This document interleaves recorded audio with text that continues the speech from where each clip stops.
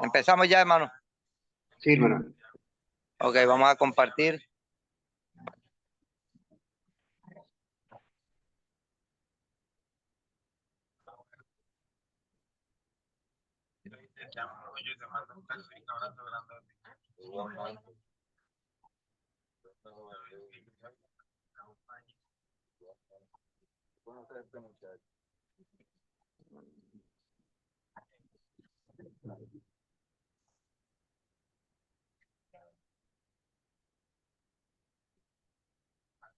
Bueno, no me dejo compartir una imagen que iba a colocar de fondo, pero bueno. Eh, el tema, buenas noches, amado hermano. Le damos gracias al Señor por darnos la oportunidad de estar aquí en esta plataforma, invitado por nuestro hermano Manuel. Vamos a iniciar el capítulo 7 de Lucas, el Evangelio de San Lucas. Vamos a recordar algunas lecciones que se estuvieron dando la clase pasada en capítulo 6 de Lucas. Vamos a estar mirando que dentro de las clases que se estuvieron viendo en Lucas, se estuvo enseñando sobre los discípulos cuando recogen las espigas en el día de reposo, la sanación de un hombre con la mano seca. Jesús se coge sus 12 apóstoles.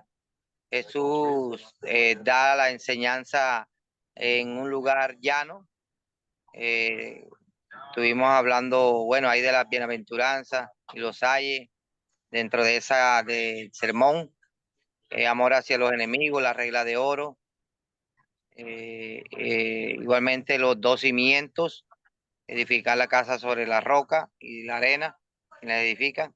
Y hoy vamos a iniciar este capítulo 7, hermano, con una bonita enseñanza que Dios dejó estipulada, dejó escrita para nosotros hoy en día. Las cosas que se escribieron antes para nuestra enseñanza se escribieron. Sabemos de que Dios a través del médico Lucas nos deja una gran enseñanza en este libro, muchas enseñanzas y vamos a hablar hoy de la fe de un centurión. En la Biblia encontramos referencia de historias con centurión y una de ellas que es la misma, la encontramos en Mateo capítulo 8, versículos 5 al 13. Aquí hay una diferencia porque en Mateo 5, Jesús habla directamente con el centurión. Aquí en Lucas, el centurión manda a los judíos, a unos amigos de él, a buscar a Jesús. Eh, ok, gracias, hermano. También vemos, amados hermanos, Jesús haciendo referencia a la historia de un centurión, cuando habla ya en el capítulo 4, versículo 27 de Lucas, habla de Naamán. Recordemos que Naamán era también un centurión. Igualmente, Naamán, recordamos de que era un oficial gentil, igualmente que lo es este centurión del cual vamos a hablar en esta noche. Vemos que esa joven judía ayuda a este centurión cuando Eliseo sana a Naamán de una lepra. Ambas curaciones que vamos a mirar aquí, directamente hay una sanación al centurión en la historia que estamos hablando de Naamán, directamente a él, pero acá vamos a ver una diferencia que la sanación es a un siervo del centurión. Vemos ¿qué otra referencia tenemos bueno, vemos un oficial también cuando allá en Juan 4, 46 al 54, vemos que también hay un siervo que tiene la misma actitud que tiene el centurión de esta historia, que está en el Lucas 7, de la que vamos a estar estudiando. Vemos de que él no permite que Jesús llegue a su casa y hace Jesús una sanación. Vemos también a otro centurión en el libro de Hechos capítulo 10. Vemos a Cornelio, un hombre temeroso de Dios, hacía limosna tenía buen testimonio, oraba a Dios siempre. Esto está en Hechos capítulo 10. Entonces vemos que este hombre justo, varón, temeroso de Dios, ¿cierto? Lo encontramos aquí. Y vemos también en Lucas capítulo 23, versículo 47, vemos que también encontramos al centurión, ¿cierto? Que supervisa la crucifixión de Jesús. Este centurión es el primer gentil que reconoce la deidad de Jesús, el centurión que está supervisando la cruz. Entonces, aunque Lucas relata que solo dice verdaderamente este hombre era justo, ¿cierto? Hablando del centurión que supervisa la, la, la cruz, entonces vemos que realmente Dios, amados hermanos, nos ha dejado muchos ejemplos a través de estos personajes, de los centuriones. Y el tema, amados hermanos, que le he colocado el título se llama La fe de un centurión. Y vamos a ir a la lectura del texto. Un hermano que me colabore con la lectura del texto de Lucas, capítulo 7. Vamos a leer del versículo 1. Vamos a leerlo, amados hermanos. Capítulo 1, no sé, 7, versículo 1. Vamos a leerlo, amados hermanos. ¿Quién me colabora con la lectura hasta el versículo 10? Si gusta lo hago, hermano. Ok. Dice, ¿Quién me colabora? sí, aquí, hermano, yo lo hago. Dice así, después que hubo terminado todas sus palabras al pueblo que le oía, entró de Capernaum. Y el siervo de un centurión, a quien éste quería mucho, estaba enfermo y a punto de morir. Cuando el centurión oyó hablar de Jesús, le envió unos ancianos de los judíos, rogándole que viniese y sanase a su siervo. Y ellos vinieron a Jesús y le rogaron con solicitud, diciéndole, es digno que le conceda esto, porque ama a nuestra nación y nos edificó una sinagoga. Y Jesús fue con ellos, pero cuando ya no estaba lejos de la casa, el centurión envió a él unos amigos diciéndole, Señor, no te molestes, pues no soy digno de que entre bajo mi techo, porque ni aún me tuve por digno de venir a ti, pero di palabra y mi siervo será sano. Verso 8, entonces, porque también yo soy hombre puesto a autoridad y tengo soldados bajo mis órdenes y digo a este, ve y va, y al otro, ven y viene, y a mi siervo hace esto y lo hace. Al oír esto, Jesús se maravilló de él y volviéndose dijo a la gente que le seguía, os digo que ni aún en Israel he hallado tanta fe. Y al regresar a casa los que habían sido enviados hallaron sano al siervo que había estado enfermo. Amén. Gracias, hermano Manuel. Entonces, empecemos, amados hermanos, a escudriñar estos 10 versículos que nos da esta maravillosa historia de la fe de un centurión. Y encontramos, amados hermanos, en el versículo 1 al 3, vamos a mirar de lo que dice en esta versión. Y como acabó todas sus palabras, oyendo el pueblo, entró en Capernaum. Versículo 2. Y el siervo de un centurión, al cual tenía él en estima, estaba enfermo y a punto de morir. Y como oyó hablar de Jesús, envió a él los ancianos de los judíos, rogándole que viniese y librase a su siervo. Cuando vemos aquí, amados hermanos, lo que dice Jesús, lo primero, y cuando acabó todas sus palabras, oyéndole el pueblo. Estas palabras de las cuales hace referencia Lucas son enseñanzas del sermón en el llano, que encontramos en el capítulo 6, que ya se estudió, capítulo 6, versículos 17 al 49, que es una colección de enseñanzas parecidas o sí, son similares a las que encontramos en el capítulo 5 al 7 de Mateo.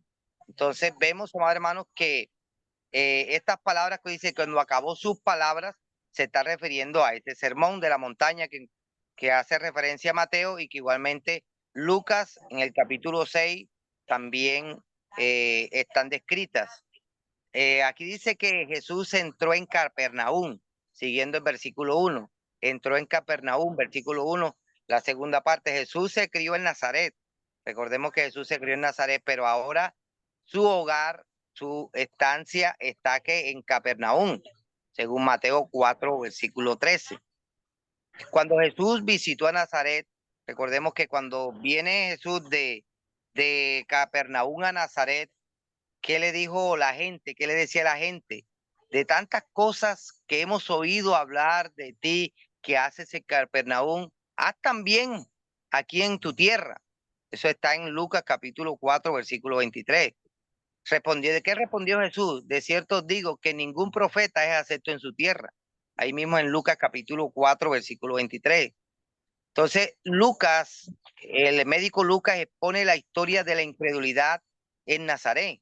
Ahí mismo en el capítulo 4, versículo 16 al 30, con la historia de incredulidad en Capernaum, que vemos el capítulo 16 al 31.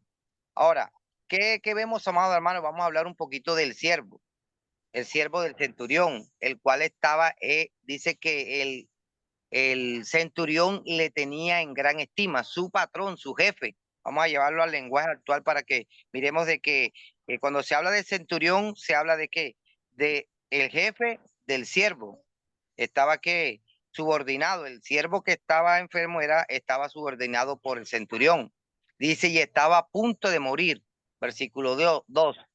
Un centurión manda una patrulla, de pronto para hablarlo en el lenguaje moderno, una patrulla la manda una unidad de soldados. Él está a mando de una unidad de soldados. Primeramente vemos en la historia de los romanos que esa patrulla estaba conformada por 100 y ya después pasó de 50 a 100, podía variar en 60. Entonces, este centurión no servía directamente en capacidad militar romana, porque en Capernaum no había soldados romanos hasta el año 200, hasta el año 44 después de Cristo. Por eso él podía haber estado ¿qué? Al servicio de Herodes, de Antipas.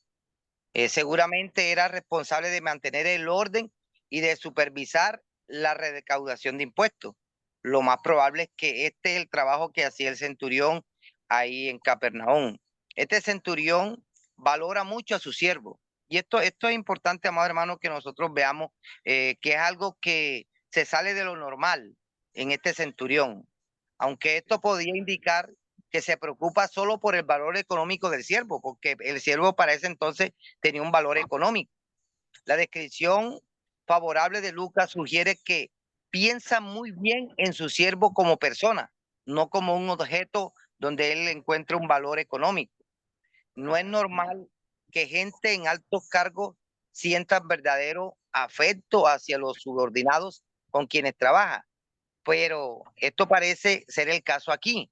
Aquí vemos, amados hermanos, que el afecto, el cariño, la estima que le tiene el centurión a este siervo es bastante diciente. Lucas aquí lo está relatando, lo deja bastante claro. El siervo está enfermo, seguramente está muriéndose. Y esta es la preocupación que tiene el centurión, que tiene el jefe de este siervo. La preocupación, y como él lo estima tanto, dice de que él oyó, aquí en el versículo 3, dice, y como oyó hablar de Jesús, envió a él los ancianos de los judíos, rogándole que viniese y que librase a su siervo. Aquí vamos a ver, amado hermano, una actitud buena del centurión. Vemos de que él ruega, dice que le rogó que cuando los judíos llegaran allá, estos líderes religiosos llegaran allá, los ancianos llegasen allá, que le rogaran a Jesús. Eso lo vemos, amado hermano, ya al final del versículo 3. Dice, rogándole que viniese y librase a su siervo. El relato de Mateo, que estuvimos hablando en Mateo capítulo 8, el centurión visita a Jesús y habla con él personalmente. Pero en este relato encontramos que el centurión manda una delegación de ancianos judíos, los padres o líderes del pueblo, son los ancianos, hombres locales de buena reputación a quienes el pueblo admira. Estos judíos van, que son como que los indicados para poder hablar con Jesús. Y vemos, amado hermano, algo bueno en esta historia que resaltan los judíos, que resaltan estos ancianos del centurión. en el capítulo 7, versículos 4 y 5. Lo voy a leer, dice, viniendo ellos a Jesús, hablando de los ancianos de los judíos, viniendo a ellos a Jesús, rogándole con diligencia, diciéndole, porque Él es digno de concederle esto. Esto está en el versículo 4 de Lucas. Mire lo que está pasando aquí. Estos ancianos están diciéndole a Jesús que el centurión es digno de que le colabore con la sanidad de su siervo. El versículo 5 dice que ama a nuestra nación y nos edificó una sinagoga. Mire que este hombre no solamente amaba y tenía en gran estima a su siervo, sino que también amaba a la nación de Israel. Y dice que les había edificado una sinagoga, un sitio para la reunión. Es digno de concederle esto, que ama a nuestra nación.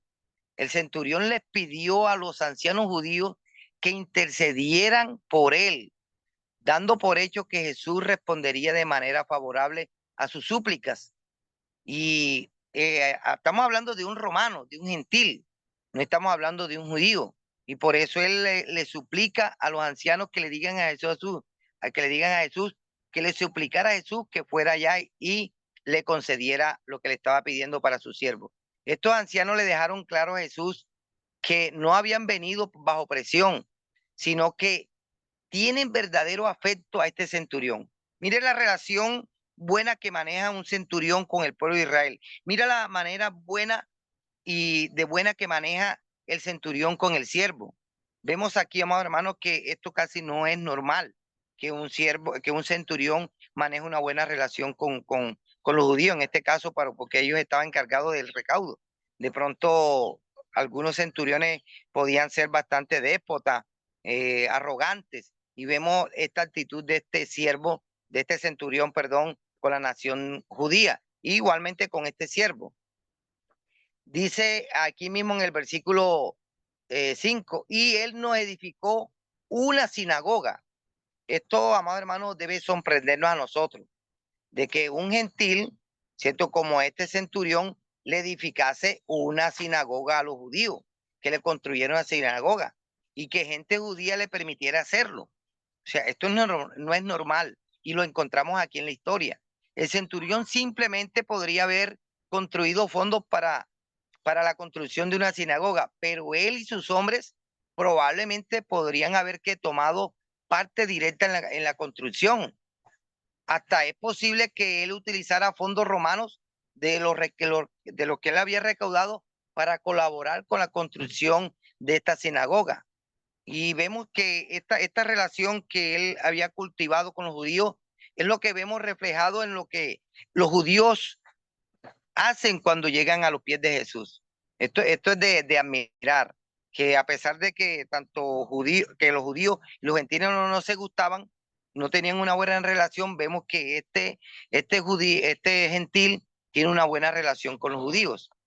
Y es casi seguro, amado hermano, que el centurión vivía entre ellos, lo más probable, y no puede esconderse de sus verdaderos sentimientos y de su carácter. El pueblo vemos aquí que es bendecido por este centurión. En otras palabras, como diría en el argot popular, ¿cierto? En el mundo, este pueblo tuvo suerte. Y vemos, amados hermanos, que quieren que Jesús lo sepan. Quiere que Jesús sepa de que este centurión ha sido bueno con el pueblo de Israel. ¿Y qué vemos, amados hermanos, en versículos 6 y 7? Del 6 al 8, ¿quién me puede hacer el favor y me da la lectura?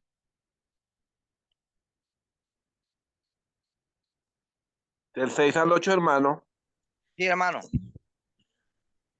Y Jesús fue con ellos, pero cuando ya no estaban lejos de la casa, el centurión envió a él unos amigos diciéndole: Señor, no te molestes, pues no soy digno de que entres bajo mi techo, por lo que ni aún me tuve por digno de venir a ti, pero di la palabra y mi siervo será sano.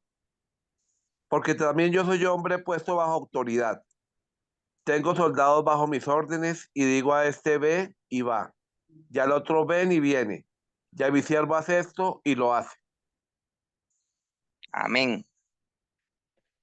Dice, y Jesús fue con ellos, mas como yo estuviese lejos de su casa, y envió el centurión amigos. Versículo 6. Lucas, amado hermano, no dice si estos amigos son judíos o gentiles, pero pueden ser gentiles. Si es así, el centurión ha enviado a ambos, porque vemos en los versículos anteriores a judíos que envió a los ancianos de Israel y probablemente también envió amigos de él, podían ser gentiles, a hablar con Jesús. Y miramos algo aquí, amado hermano, que resalta el centurión. Y esto es humildad, esto es reconocer, y aquí él va a reconocer la deidad de Jesús, reconocer de que Jesús es Dios, reconocer de que él se merece el respeto. Cuando le dice, Señor, no te incomodes, Señor, no te incomodes, podría significar Señor o amo, pero aquí, amado hermano, casi seguro se refiere al señorío de Jesús, a que él está reconociendo la deidad de Jesús, a pesar de que él había escuchado de Jesús. Mire de que este gentil está reconociendo a Jesús. Y es triste, es cierto, que vemos el contraste, algo diferente, que los judíos, siendo el pueblo de Israel, no estaban reconociendo a Jesús como hijo de Dios. Y vemos que este centurión lo está haciendo. Y vemos, amados hermanos, a lo largo de los evangelios, que los gentiles, amados hermanos, tenían mucha fe y reconocían a Jesús. En cambio, los judíos, que algunos judíos o muchos judíos eran incrédulos, ¿cierto? Y más que todos los escribas y los fariseos, los líderes religiosos que tenían conocimiento de la Escritura y que tenían la promesa de que Jesús iba a venir a salvarlos, vemos de que están teniendo incredulidad hacia la deidad de Jesús y aún se ponen bravos con él, lo persiguen. Pero vemos, amado hermano, que los gentiles están reconociendo a Jesús, muchos de ellos. ¿Y qué vemos, amado hermano, también en la historia de Jairo? Hay lenguaje similar. No te des trabajo, maestro, ¿cierto? Cuando vemos que Jairo, cuando tiene su hijo enfermo, dice, no te des cuidado, maestro, de venir acá. Entonces, pero no es Jairo el que lo dice, sino una delegación que viene a decirle a Jairo de que su hija había muerto. Entonces vemos, amado hermano, algo similar entre la historia de este centurión que tiene a su siervo enfermo y la historia de Jairo. El centurión, por medio de esta segunda delegación, dice, no soy digno que entres debajo de mi tejado, debajo de mi techo. Versículo 6. Para los ancianos judíos ya han anunciado que es digno. Mire de que lo primero que hacen los judíos, los ancianos, es decirle que el centurión sí es digno, pero mire de que él dice que no es digno en el versículo 4. Este centurión disfruta de poder. Recordemos de que él disfruta de poder, está al mando de una cuadrilla de soldados. Y en lugar de tener esa preeminencia de él en la comunidad, pero él vive que humildemente se acerca a Jesús con humildad. Y esto, amado hermano, nos debe dar una enseñanza a nosotros, que muchas veces nosotros como pueblo de Dios, muchas veces nosotros como miembros de la iglesia del Señor, ¿cierto? No vemos el señorío, no reconocemos el señorío de Jesús. Y eso es importante, que nosotros siempre reconozcamos el señorío de Jesús, que siempre nos acerquemos a Él con humildad, reconociéndolo como Dios, como el verdadero Dios. Lo está haciendo un gentil en esta historia, cuánto más su pueblo de Israel, que no lo hizo en algunas ocasiones. Y nosotros, amados hermanos, debemos, para nosotros como iglesia, siempre acercarnos a Dios con humildad, reconociéndole de que Dios es el Todopoderoso, el creador de todas las cosas, el que puede, amado hermano, ayudarnos en cualquier situación. Seguimos la lectura. Por lo cual ni aún me tuve por digno de venir a ti. En el versículo 7, la primera parte. El centurión no ha mandado una delegación porque es demasiado orgulloso para suplicar personalmente a Jesús, porque se podría interpretar así, no, él es orgulloso y quiere que él venga, porque él se cree prominente dentro de la sociedad. En vez de eso, amado hermano, ¿qué vemos? Que no se siente digno de tener a Jesús bajo su techo. Él está aquí reconociendo una actitud de que él es gentil, que él es pecador. Entendería que un judío que entre en la casa de un gentil rendiría a sí mismo impuro, se sentiría a sí mismo impuro. Esto es lo que está sintiendo este centurión. Y es la actitud, amado hermano, que debe sentirse, ¿cierto? Cuando un miembro de la iglesia del Señor, ¿cierto? Peca. Cuando nosotros de pronto hemos fallado al Señor, debemos sentirnos de pronto indignos, ¿cierto? Porque realmente cuando nosotros pecamos, sabemos que el pecado nos separa de Dios. Y es lo que debe sentir el mundo también. Las personas que le han fallado a Dios desde su juventud, también deben, amados hermanos, sentirse que no son dignas de entrar en la presencia del Señor. Y ahí es donde, amados hermanos, Dios, amados hermanos, a través de Cristo, ¿cierto? Encontramos de que somos dignos a través de la sangre del sacrificio de Cristo, que aun si nosotros hemos pecado, nosotros como miembros de la iglesia del Señor, abogado tenemos. Mire de que siempre vamos a encontrar una salida, amados hermanos, para nosotros ser dignos delante del Señor. Dice, sigue diciendo el versículo 7 y parte del versículo 8, pero también yo soy hombre puesto en potestad, en autoridad, pero tengo debajo de mí soldados y digo a este ve y va y al otro ven y viene y a mi siervo haz esto y lo hace. Mire de que aquí está reconociendo algo este centurión, que está reconociendo la autoridad de Jesús. Primero toma el ejemplo de él, de que él tiene autoridad sobre los soldados y que cuando él da una orden, los soldados la cumplen. Anótese la palabra también, hace referencia a Jesús. Cuando dice, también yo soy hombre puesto bajo potestad. Entonces, hace referencia a Jesús, implícitamente eso es lo que está haciendo. Dice que llama la atención a la autoridad de Jesús. El centurión se refiere ¿qué? A su propia autoridad, pero solo para explicar que comprende la autoridad de Jesús. Aquí vemos que él está comprendiendo totalmente que Jesús tiene la autoridad ¿para qué? Para sanar a su siervo. Entonces, esto es lo que estamos viendo aquí, amados hermanos, la humildad de este centurión. El centurión entiende la autoridad de Jesús, ya que funciona bajo autoridad del emperador. Él tiene un superior y él obedece a su superior, a un emperador. Su autoridad es extendida de la autoridad del emperador. Mire de que él está bajo autoridad del emperador y él tiene autoridad sobre su siervo, en este caso sobre los soldados.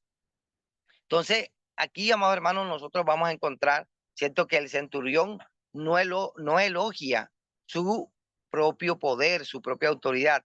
En vez explica que tiene confianza en que Jesús puede decir la palabra para que su siervo sea sano. En el versículo 7, eso es lo que el centurión está diciéndole, y que sane a su siervo. Como un hombre acostumbraba, como este centurión estaba acostumbrado a la autoridad, el centurión reconoce a Jesús como un hombre de autoridad, autoridad de Dios, autoridad aún sobre la enfermedad.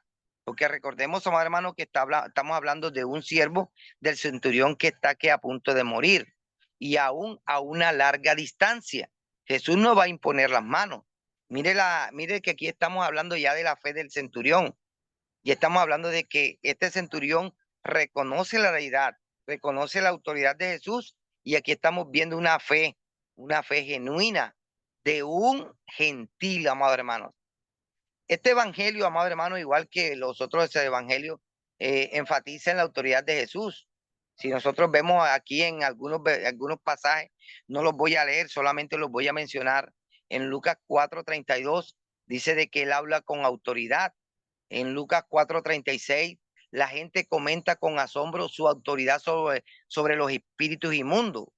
En el versículo 9, capítulo 9:1, le da a los 12 autoridad sobre los demonios y para que sanasen enfermedades. Esto está en Lucas 9:1. Y en Lucas 10:19 también vemos, amado hermano, que le da a sus discípulos potestad de hollar sobre la serpiente y sobre los escorpiones y sobre toda fuerza del enemigo. Y promete que nada los va a dañar. Y ya al final, amados hermanos, de Lucas, capítulo 20, versículo 2, habla de sus enemigos que preguntan, dinos, ¿con qué potestad hace estas cosas? ¿Con qué autoridad hace estas cosas? Y, o qué es, o quién es el que te ha dado esta autoridad o esta potestad. Entonces vemos, amado hermano, aquí en el libro de Lucas, que se habla mucho de la autoridad de Jesús, que Jesús tiene. Entonces, este centurión está reconociendo esta autoridad. Y seguimos la lectura, amado hermano, para que vayamos avanzando en esta maravillosa enseñanza. Lucas capítulo 7, versículo 9 al 10. Un hermano que me haga el favor. Por lo que ni aún me tuve por el 9 al 10, ¿sí? Del 9. Al oír esto, Jesús se maravilló de él y volviéndose dijo a la gente que le seguía: os digo que ni aún en Israel he hallado tanta fe. El capítulo 10 dice: y al regresar a casa de los que habían sido enviados, hallaron sano al siervo que había estado enfermo. Amén. Gracias, Domini. Dice, lo cual oyendo Jesús se maravilló de él. Mire que estamos hablando de los versículos anteriores, del 6 al 8. Di la palabra, yo soy hombre bajo autoridad, y cuando le digo a este soldado y tengo autoridad sobre los soldados, ve y ellos van. Entonces, mire que estamos hablando del mismo contexto. Dice, lo cual oyendo esto se maravilló de él, se maravilló de que el centurión. Estamos hablando de la fe del centurión. Y vuelto digo a la gente que le seguían, os digo que ni aún en Israel he hallado tanta fe. Y vuelto a casa, los que habían sido enviados hallaron sano al siervo que había estado enfermo.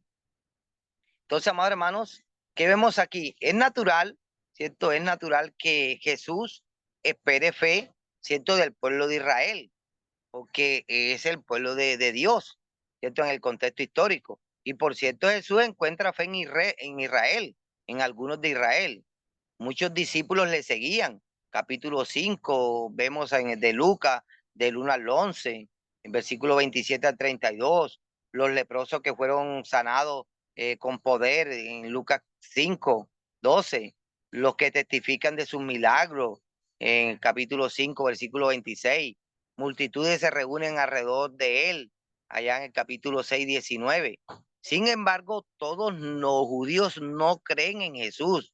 Los escribas y los fariseos, los líderes religiosos, no creyeron en Jesús, viendo que él sana en el sábado.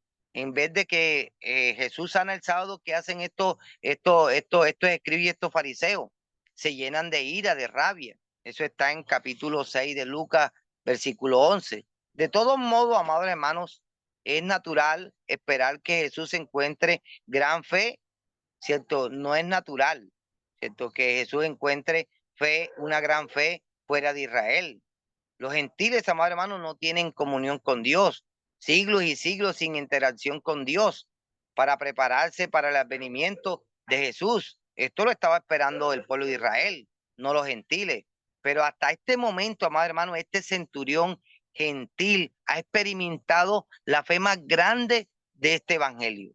La afirmación de Jesús, cuando Jesús dice, no he hallado fe tan grande en el pueblo de Israel, está resaltando de la fe de este centurión. Y es importante, amado hermano, que nosotros aprendamos de este centurión. la fe de este centurión. Y no el milagro mismo de sanar, porque Jesús hizo muchas sanidades. Es lo importante de esta historia, amados hermanos. Lo importante de esta historia es la fe del centurión. Por eso yo me atreví a colocarle el título, ¿cierto? La fe de un centurión, porque aquí Jesús está resaltando la fe de este gentil. Y vueltos a casa, los que habían sido enviados, sanó al siervo que había estado enfermo. Jesús reivindica la fe del centurión en este versículo 10 al sanar a su siervo. Recordemos lo que dice Lucas 11:9. En Lucas 11:9, ¿quién me hace el favor me lo lee? Lucas 11:9, vamos a leerlo. Mire lo que dice Jesús.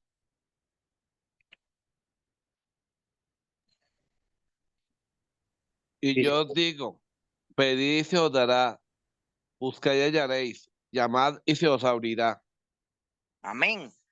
Lucas, el médico Lucas, ¿cierto? Deja este versículo aquí. Igualmente lo que está haciendo el centurión. Él pidió, él buscó, él llamó y encontró. Es lo que debemos hacer nosotros como cristianos. Y es de pronto, yo siempre resalto, amados hermanos, la fe de muchas personas que no hacen parte de la iglesia del Señor, ¿cierto? En este sentido, de pronto una fe, de pronto buscando cosas materiales y o aún buscando crecimiento espiritual a pesar de que no están en la verdad. A veces encontramos una fe, ¿cierto? Que uno, uy, qué fe, y a veces no se encuentra en algunos miembros de la iglesia del Señor. Y es lo que estamos encontrando, amados hermanos, aquí, ¿cierto? Que hay que buscar al Señor, que hay que pedirle al Señor, y de seguro que vamos a encontrar, seguro que vamos a esperar en Él, y Dios, amados hermanos, nos va a ayudar a nosotros. Hablemos, amados hermanos, ¿cierto? Aquí un poquito del siervo. Ya hemos hablado del centurión. ¿Qué tiempo va, hermano Manuel? lleva 40 minutos. Ok, bueno, vamos a ir finalizando. Vamos a hablar un poquito aquí para ya dar la conclusión, amados hermanos. Vamos a mirar, amados hermanos, que este siervo de centurión, ¿cierto? Aquí en Lucas habla de que el centurión había desarrollado una gran amistad, ya lo había dicho. Y mire de que este había caído en cama. Eso es lo que dice por allá en Mateo, gravemente. Dice que estaba tendido en cama, estaba como que paralítico, tenía una enfermedad en el cual, ¿cierto? Este siervo, ¿cierto? Estaba inmóvil. O sea, y es la preocupación, ¿cierto? Que tiene este centurión para ayudarlo. Entonces, vemos aquí, amados hermanos, que el fruto que hay aquí de esta relación entre el siervo y el centurión, ¿cierto? Lo más probable por largos tiempos, mire de que con diligencia este centurión, ¿cierto? Y eficacia, ¿cierto? Busca la sanidad de este siervo. Así como el siervo en su momento, con diligencia y eficacia, había cumplido sus funciones. Mire de que este siervo, ¿cierto? Este siervo siembra y mira que está recogiendo de su patrón, de su amo. Entonces es lo que nosotros también debemos hacer. Nosotros debemos siempre hacer el bien a todas las personas. Nosotros independientemente quién sea, nosotros debemos siempre buscar hacer el bien, porque no sabemos mañana si nosotros vamos a recoger de esa persona. Y es lo que hizo este siervo. Entonces es importante, amados hermanos, que el centurión vemos aquí, ¿cierto? En una sociedad en el contexto histórico y aún se puede ver en este tiempo que es de sirviente y cuando un siervo cae para el contexto histórico, al caer enfermo, ¿qué podía pasar? Podía ser desechado y reemplazado. Pero vemos aquí en este versículo 2, ¿cierto? Al iniciar esta enseñanza que el siervo, ¿cierto? De este centurión, a que él tenía mucha estima, estaba enfermo y a punto de morir. Entonces, no se necesita médico, más hermano, para darse cuenta del caso que era desesperante, que tenía era una enfermedad que había progresado al punto que ya estaba moribundo. Es lo que vemos allá en el capítulo 8 de Mateo. Entonces es importante, amados hermanos, que nosotros notemos de que este hombre, cierto, sufría de dolor, estaba postrado en una cama paralítico y sufría de terribles dolores. No sabemos la enfermedad de la cual estaba sufriendo este hombre, pero vemos la diligencia de este centurión, la fe que él tiene, Y es, amados hermanos, lo que nosotros debemos, amados hermanos, mirar. Y bueno, por motivo de tiempo, ¿cierto? Mire lo que hace este centurión, ¿cierto? Le edifica una sinagoga al pueblo de Israel.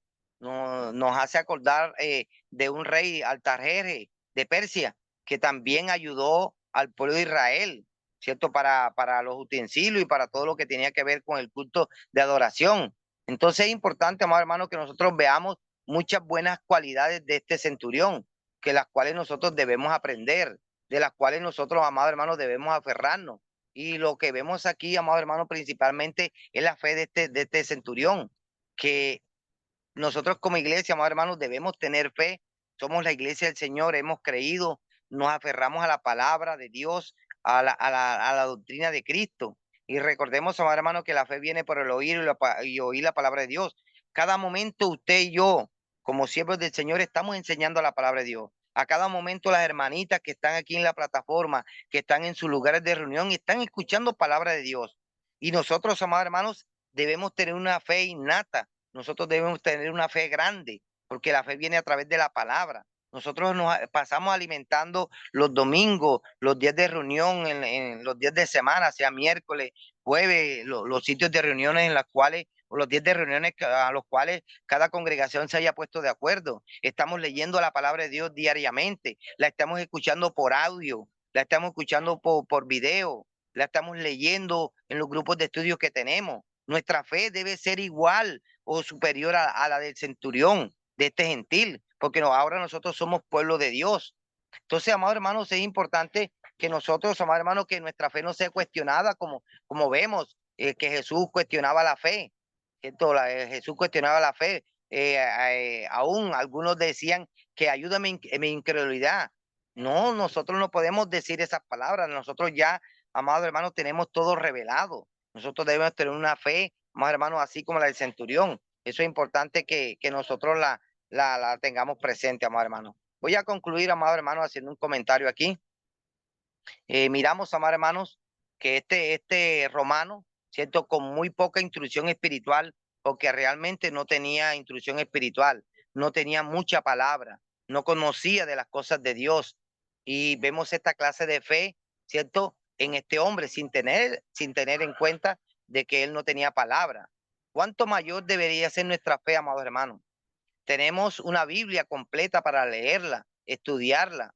Hace casi como 2000 años, amado hermano, que la iglesia fue edificada, ¿cierto? Y vemos, amado hermano, que tenemos la Biblia, todos tenemos Biblia en nuestras casas y debemos, amado hermano, como iglesia animarnos a leerla. Pero sin embargo, ¿cierto? Encontramos, amados hermanos, algunos, ¿cierto? Que tienen falta de fe, como lo vemos en Marcos capítulo 4:40, poca fe, como en Mateo 14:31. Nuestra oración, amado hermano, y nuestra devoción es que aumentemos nuestra fe, como dice allá Lucas capítulo 17:5. Aumentemos nuestra fe, pidámosle a Dios que nuestra fe siga en aumento, en crecimiento. ¿Cuánta diferencia sería, cuál sería la diferencia que nuestra iglesia o que nosotros como iglesia, si tan solo tuviésemos la fe en lo que Jesús dice? Sería excelente, amado hermano. ¿Cuántas victorias, amado hermano, serían para nuestras vidas si tan solamente creyésemos y actuásemos como Jesús lo dice en su palabra? Y recordemos, amado hermano, que Jesús tiene el poder, amado hermano, para rescatar nuestras vidas en cualquier ámbito, en nuestro matrimonio, restaurar nuestras relaciones que se hayan roto con nuestros hermanos. Tiene el poder también para sanar, amado hermano, heridas, para renovar y cambiar nuestra mente.